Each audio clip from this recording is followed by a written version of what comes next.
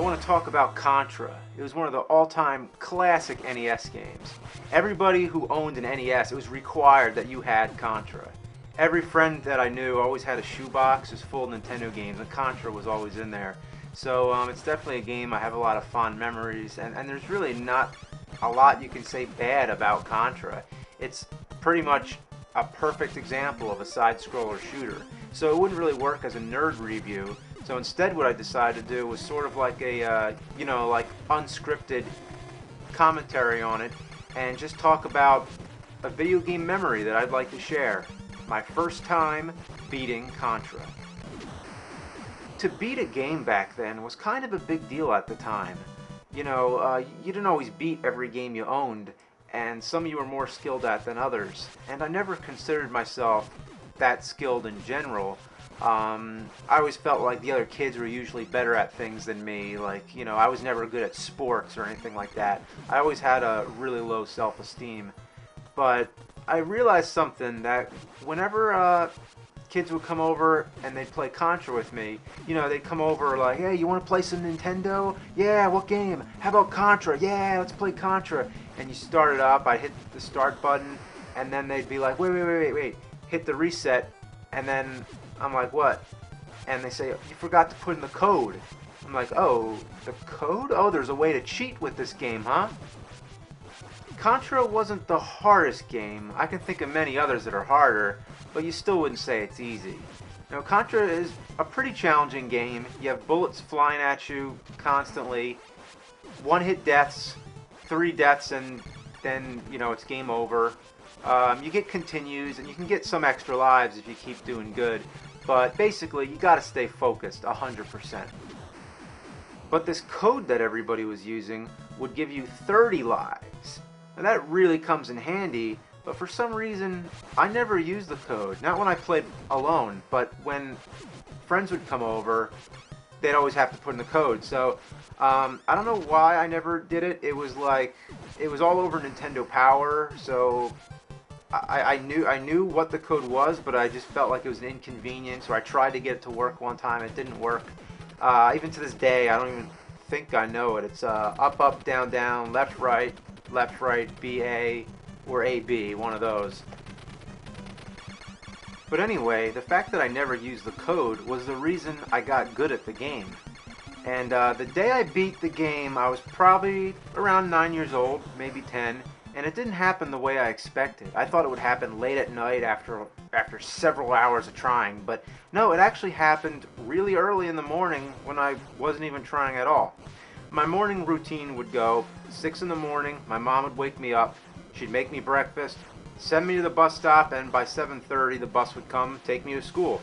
For a kid, that's a lot of extra time. You don't gotta shave or anything, so you don't got anything else to do. So when I'd roll out of bed, I'd play some video games.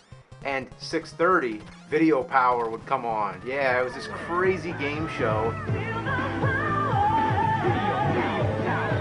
It came on at 6:30 in the morning, which is so weird looking back. Well, this particular morning, I felt like playing Contra. My eyes are all bloodshot, I'm in this zombified state, but somehow that was the perfect mindset to be in, to be focused enough to beat the game. So I'm doing good, and I'm not getting hit, I'm on fire. In a half hour, I'm at the last stage. I'm like, oh my god, I might beat the game.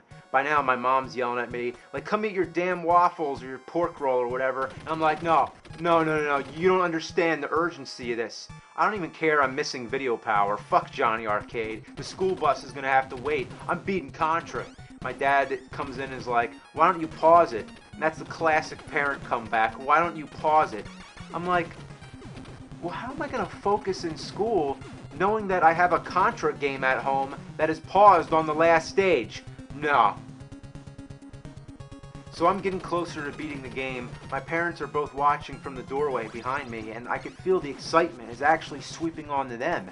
And that feeling of having people watch you play a video game, that's the drive that pushes you forward. And all these years making nerd videos, I've actually gotten that feeling back, that edge, that eye of the tiger.